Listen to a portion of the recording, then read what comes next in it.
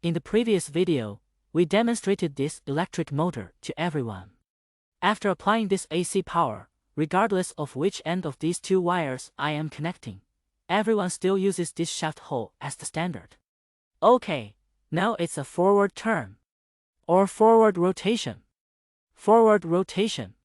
Still turning forward. Is it right to reverse? This thing, damn it, isn't it?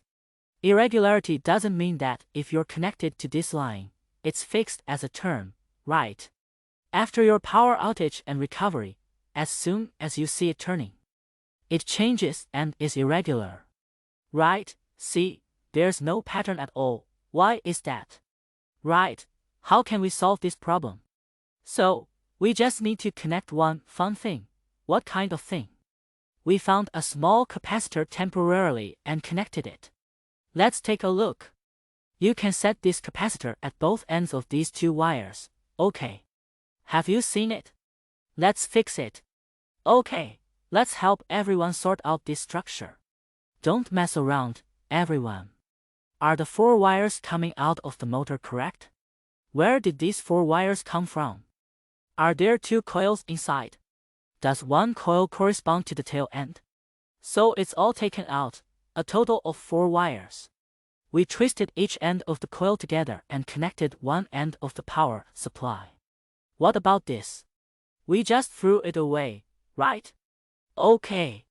So definitely, there are still 2 wires left. So, one is the red wire and the other is the green wire, right? We have connected a capacitor and a small capacitor on these 2 wires, right? So everyone, after reading this kind of wiring, are you quite familiar with it? It's like the wiring of our unidirectional AC motor, isn't it? It is single-phase AC motor, like our fan, wired like this. Is that right? And the capacitor we connected, let's observe the phenomenon again. Attention, it's still based on this shaft hole. Let's connect this line. Okay, turn forward. Forward rotation. Look at the forward rotation. Forward rotation. Forward rotation. Forward rotation. Right, is this steering fixed now? Look, when I turn it power off randomly, power off, and it's okay. Right? It's always a fixed turn, right? It's always a forward turn.